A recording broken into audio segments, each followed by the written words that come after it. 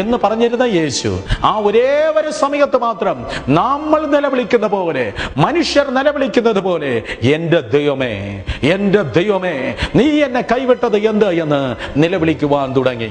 ഒന്നോ രണ്ടോ പ്രാവശ്യമല്ല, വേദപുസ്തകം പറയുന്നു, അതെ, ഗ്രീക്ക് ബൈബിൾ പറയുന്നു, പല ആവർത്തി അവൻ ചോദിച്ചു, എന്തുകൊണ്ട് നീ എന്നെ കൈവിട്ട്? ഓ എന്നെ കേൾക്കുന്ന സഹോദരങ്ങളെ, പ്രതീക്ഷിക്കാത്ത സമയത്ത് ചില ഉലച്ചിലുകൾ കടന്നു വരുമ്പോൾ നമ്മൾ ചോദിക്കും, ഈ ഇത് എന്തുകൊണ്ട് എന്റെ ജീവിതത്തിൽ കടന്നു വന്നു, എന്തുകൊണ്ട് എന്റെ ശുശ്രൂഷയിൽ കടന്നു വന്നു? അപ്പോഴും പിതാവായ ദൈവം പറയുമായിരിക്കും, എനിക്കറിയാം മകനെ, എനിക്ക് അറിയാം.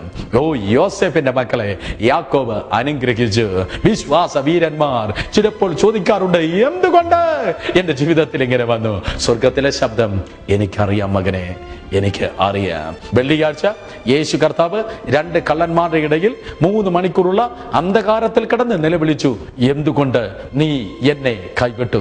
വെള്ളിയാഴ്ച ഓ എന്തുകൊണ്ട് എന്ന് ചോദിച്ച ആ ചോദ്യത്തിന് ഉത്തരം വന്നതേ ഇല്ല. വെള്ളിയാഴ്ച ഉത്തരം വന്നില്ല. ശനിയാഴ്ചയും ശാന്തമായി കടന്നുപോയി.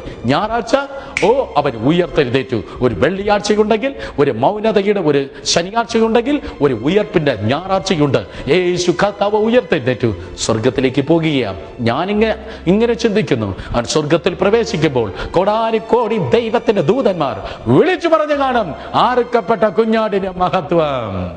ലക്ഷോപലക്ഷം കോടാനുകോടി ദൂതന്മാർ ആർക്കപ്പെട്ട കുഞ്ഞാടിന് മഹത്വം എന്ന് പറഞ്ഞ് ഹല്ലേലൂയ പാടുന്നതായ ആ സ്വർഗീയ അന്തരീക്ഷത്തിൽ പിതാവായ ദൈവം നോക്കി 33.5 വർഷത്തിന് ശേഷം തന്റെ പുത്രന്റെ സ്വർഗത്തിലേക്ക് മടങ്ങി വരികയാണ്.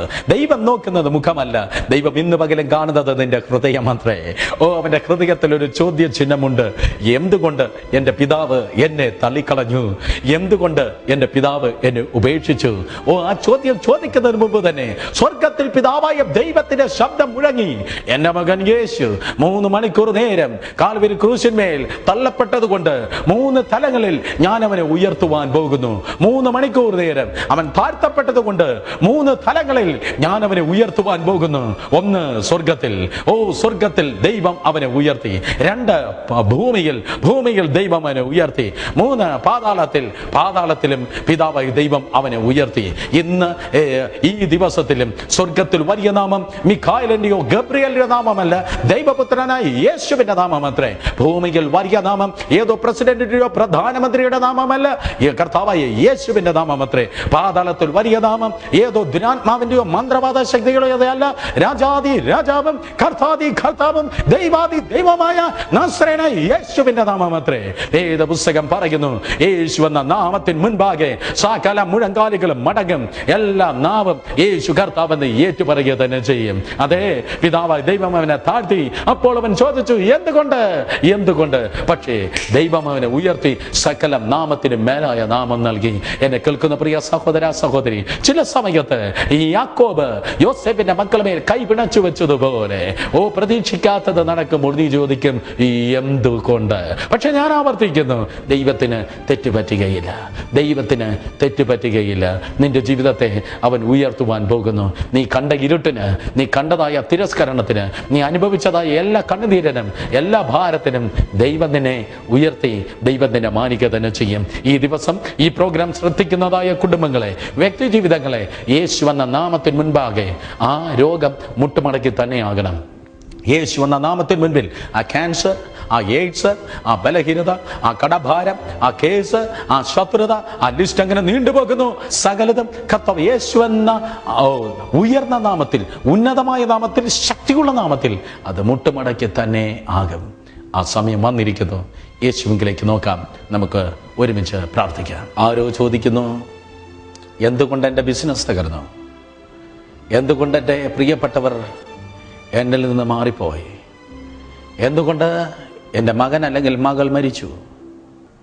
മനസ്സിലാക്കണമേ, ദൈവം അറിയാതെ ഒന്നും സംഭവിക്കുന്നില്ല.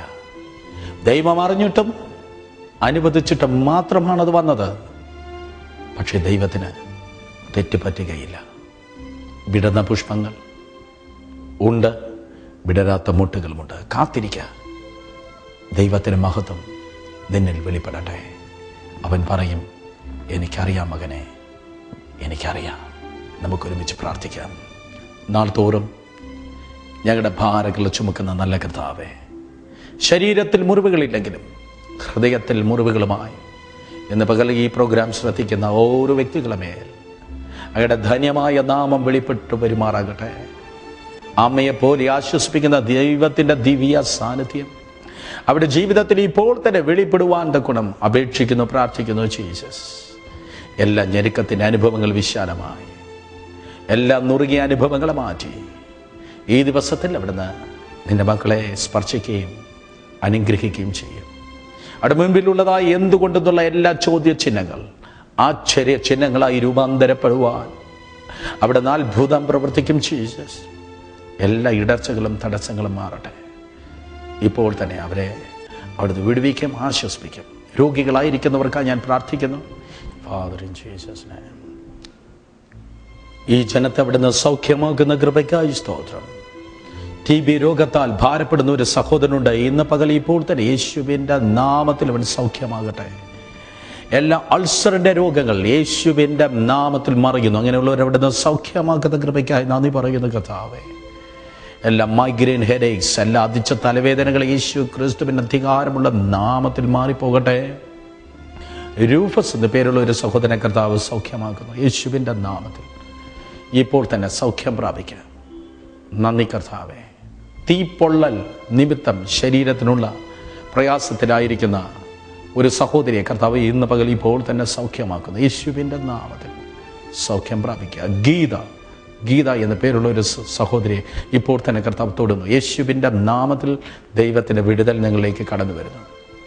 എല്ലാ ശരീരത്തിലുള്ള സ്റ്റോൺ കംപ്ലൈൻറ്റ്, കല്ലിൻ്റെ രോഗങ്ങൾ, സ്റ്റോൺ പ്രോബ്ലംസ് യേശുവിൻ്റെ നാമത്തിൽ മറയുന്നു.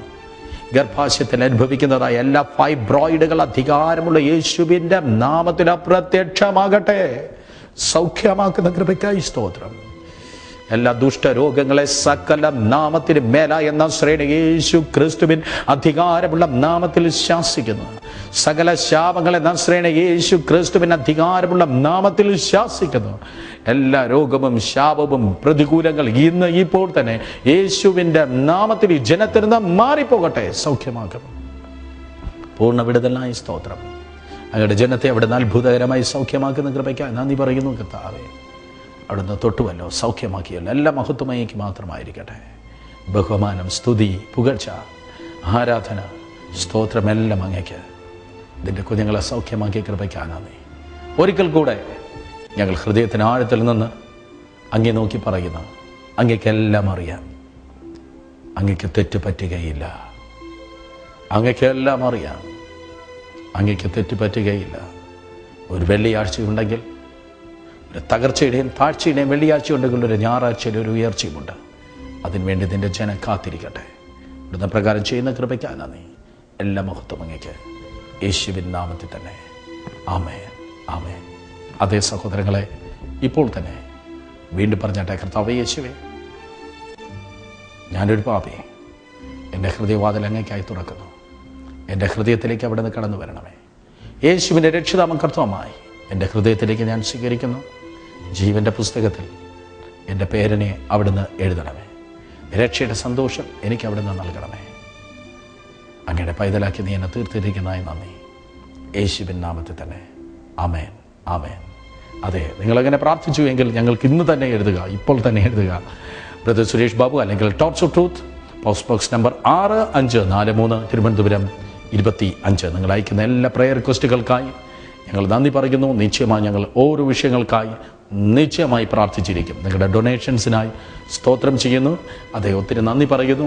ഈ ശുശ്രൂഷയ്ക്ക് കൈത്താങ്ങൽ നൽകുന്ന എല്ലാ കുടുംബങ്ങളെ, എല്ലാ വ്യക്തികളെ ധന്യമായി കർത്താവ് ധാരാളമായി അനുഗ്രഹിക്കുമാറാകട്ടെ. ആകാശത്തിലെ കിളിവാതികൾ തുറന്ന് സ്ഥലം പോരാതെ അനുഗ്രഹിക്കുന്ന ദൈവത്തിൻ്റെ വിലയേറിയ അനുഗ്രഹം നിങ്ങളുടെ ജീവിതത്തിൽ ഉണ്ടാകും എന്നതിന് സംശയം ഇല്ല.